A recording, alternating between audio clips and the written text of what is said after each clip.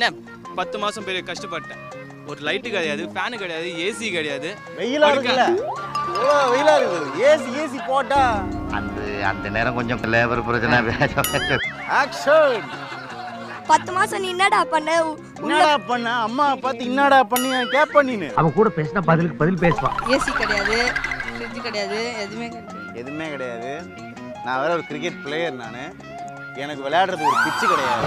உள்ள ஒரு ஏசி கிடையாது, ஒரு ஃபேனு கிடையாது, ஒரு லைட்டு கிடையாது, துவைச்ச வைக்க தண்ணி கிடையாது. நீ சொல்றதெல்லாம் வாஸ்தவம் தான்டா. நான் 10 மாசம் உங்களை தான் உங்க அம்மா 10 மாசம் சுமந்து பெத்தாங்க. நீ சொல்ல வேணாம்டா. 10 மாசம் வயித்துல இப்படியே குத்த வச்சு உட்காந்துருந்தேன். இடுப்பெல்லாம் எவ்வளவு வலி தெரியுமா? வலிக்குது பையனுக்கு. சுடுதண்ணி ஏதாவது போட்டு தரணுமாப்பா? இல்ல அப்படியே போட்டு மசாஜ் பண்ணி விட்டா. மசாஜ் எல்லாம் அதெல்லாம் வேணாம். 10 மாதம் கஷ்டப்பட்டேன். உள்ள லைட்டு கிடையாது, ஃபேன் கிடையாது, ஏசி கிடையாது, பெட்டு கிடையாது, பேச்சு துணைக்கு ஒரு ஆள் கிடையாது, தண்ணி கிடையாது, தண்ணி இருந்தால் சொம்பு கிடையாது, எதுவுமே கிடையாது. 10 மாசம் என்ன பண்ண 10 மாசம் நீனு? ரேஷன் வாங்க கூட பணம் இல்லாம நான் ஊருக்குள்ள அலைஞ்சிட்டு இருக்கிறேன். ஆமா. என்னது இருட்டா இருக்கு?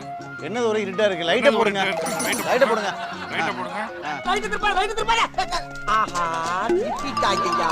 வேற படுக்கிற பெட்டுக்கு கூட ஆள் இல்ல சார். படுக்கிறதுக்கு பெட் இல்ல. பெட்ல ஆளெல்லாம் நாங்க புடிச்சு கொடுக்க மாட்டோம் சார். படுக்கிற பெட்டுக்கு ஆள் இல்ல சார். படுக்க பெட் இல்ல. படுக்க பெட்டுக்கு ஆள் இல்லை சொல்லக்கூடாது. கொஞ்சம் ஓவரா போயிட்டல. ஐ அம் வெரி சாரி. படுக்க பெட் இல்லை.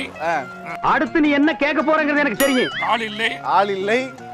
ஆக மொத்தம் உங்களுக்கு ஆள் வேணும், அவ்வளவுதான். ஆள் இல்லை. அந்த தெரியுது பாரு ஒரு மரம். ஆமா.